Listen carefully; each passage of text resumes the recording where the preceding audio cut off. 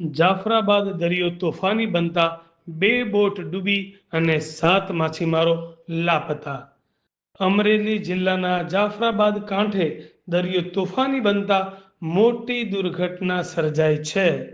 જાફરાબાદથી અંદાજે 30 nautical mile દૂર 2 fishing boat દરિયામાં ડૂબી ગઈ હોવાની માહિતી મળી છે।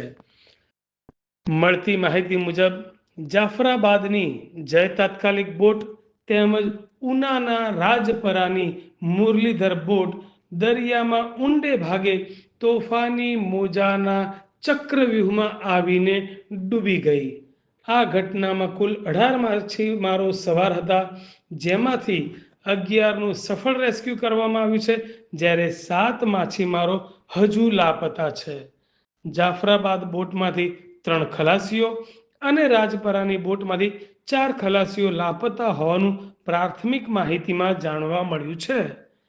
હાલમાં કાંઠાવર તંત્ર દ્વારા શોધખોળના પ્રયાસો ચાલી રહ્યા છે, પરંતુ ખરાબ વાતાવરણ અને દરિયામાં ઉછળતા મોજાને કારણે હેલિકોપ્ટર દ્વારા શોધ કામગીરી શક્ય બની નથી।